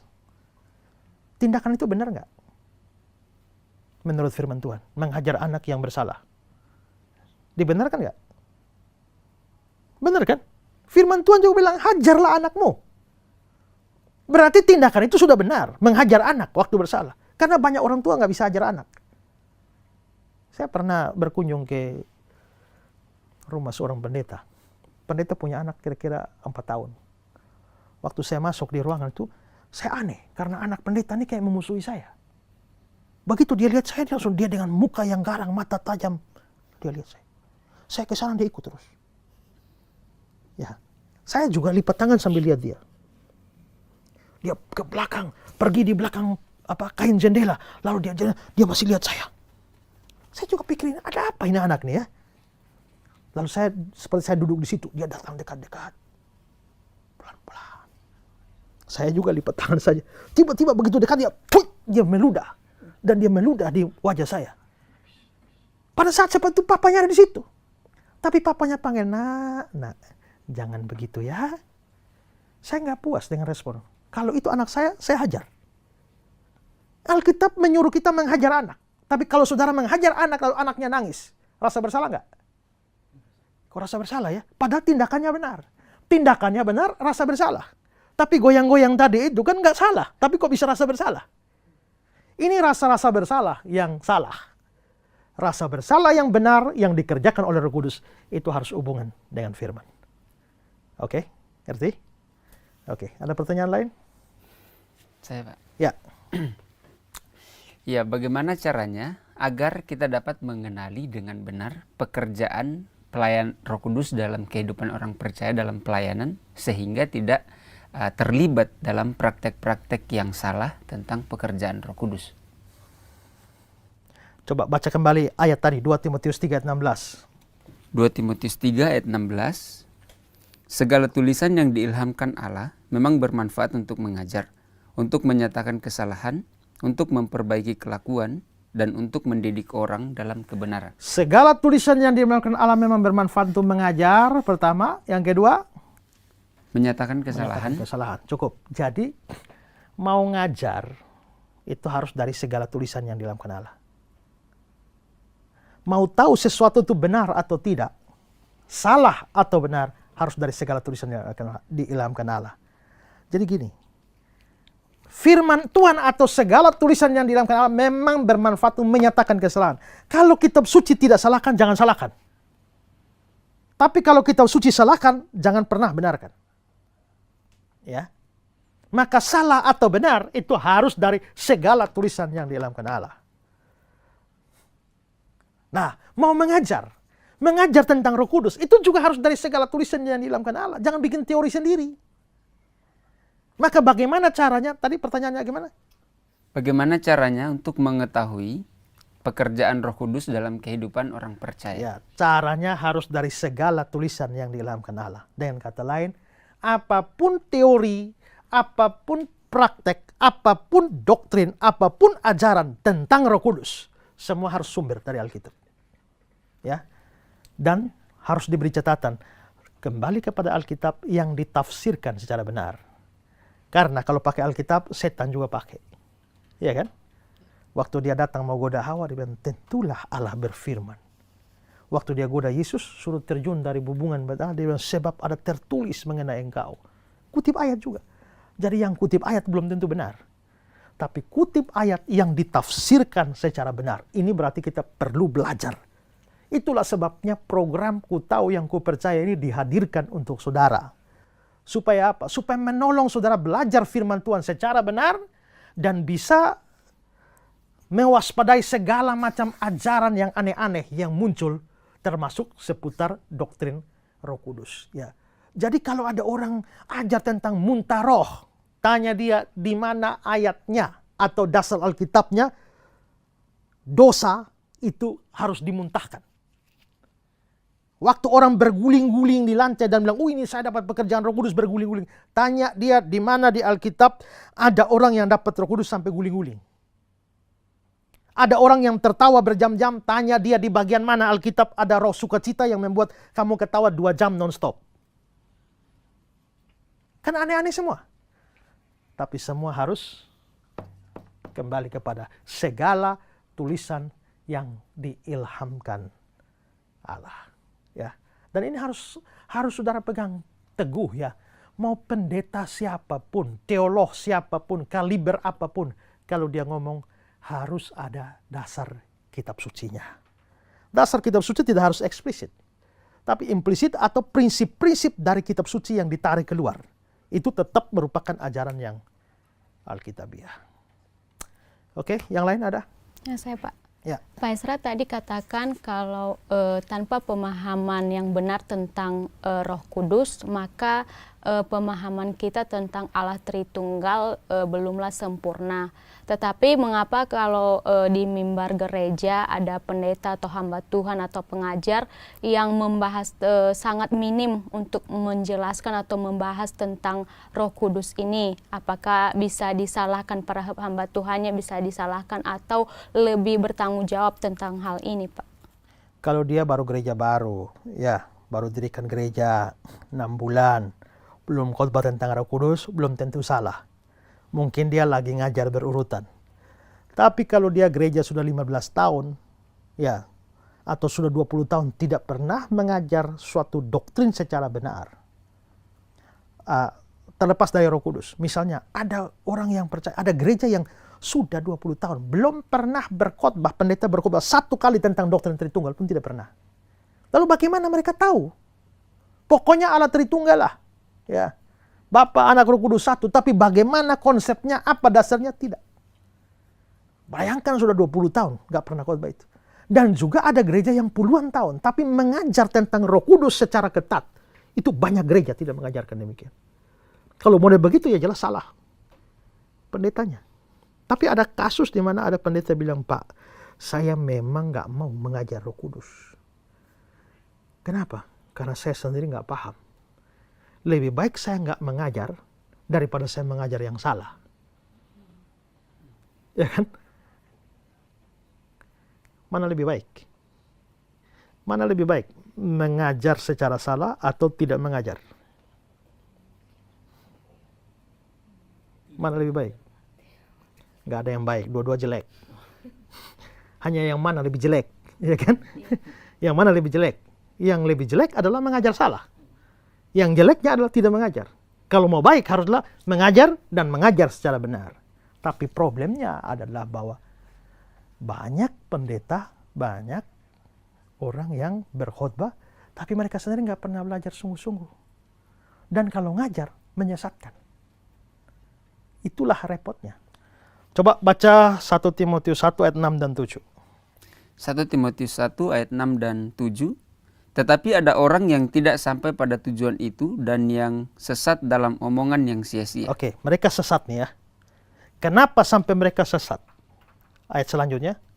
Mereka itu hendak menjadi pengajar hukum Taurat tanpa mengerti perkataan mereka sendiri dan pokok-pokok yang secara mutlak mereka kemukakan. Mereka tuh tidak mengerti apa yang mereka ngomong, tapi mau mengajar.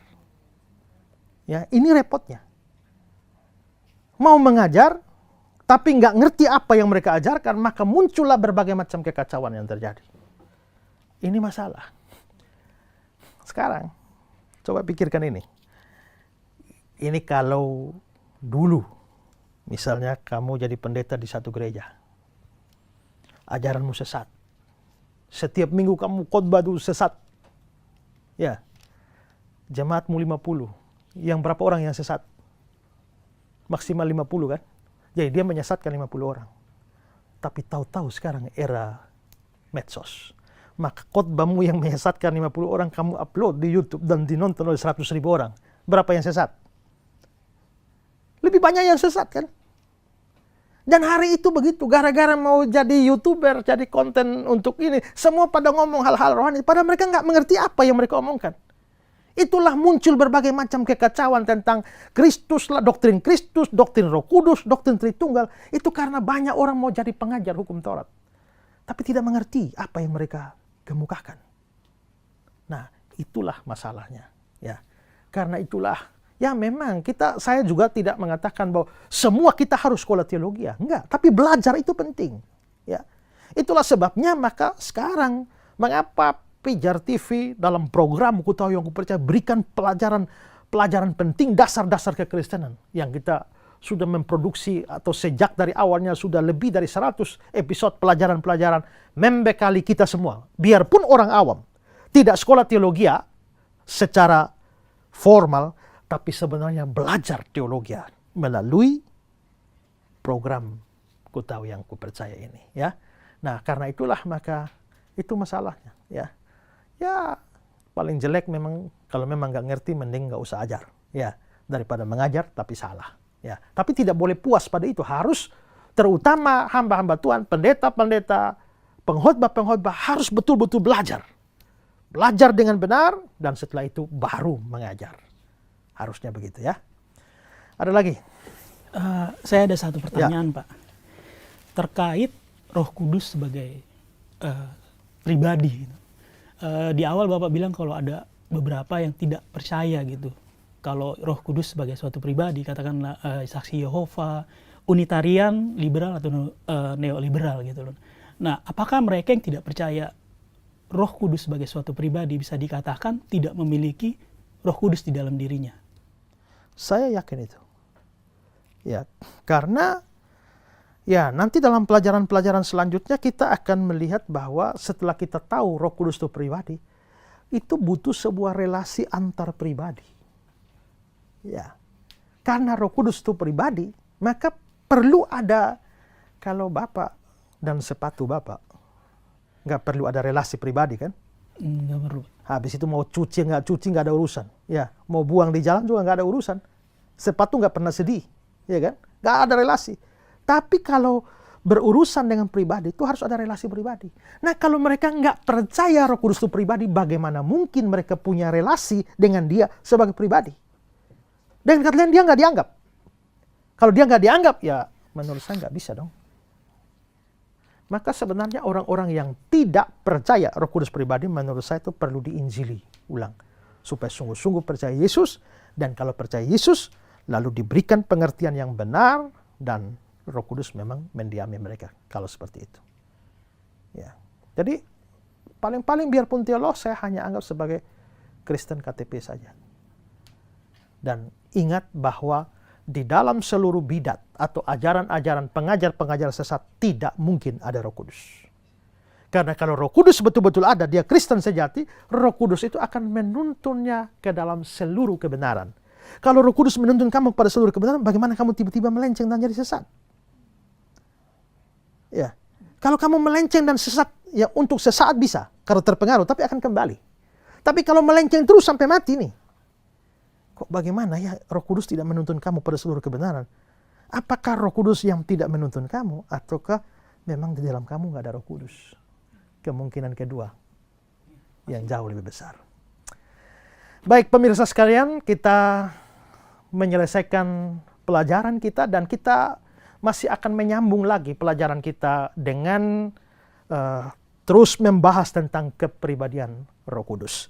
Dan program Ku Tahu Yang Ku Percaya ini kali ini diproduksi dari Kota Jakarta, dan semua kru, semua tim yang ada yang memproduksi program ini telah menjalani tes COVID sesuai dengan aturan yang berlaku. Dan program ini bisa jalan karena dukungan dari para pemirsa juga, dukungan doa, dukungan dana, sehingga program ini bisa kami siarkan.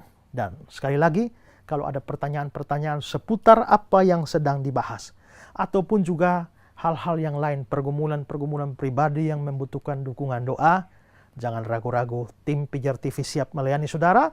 Silakan kontak nomor-nomor yang ada di layar kaca saudara. Sampai jumpa pada episode yang akan datang. Tuhan memberkati saudara. Salam terang bagi Indonesia.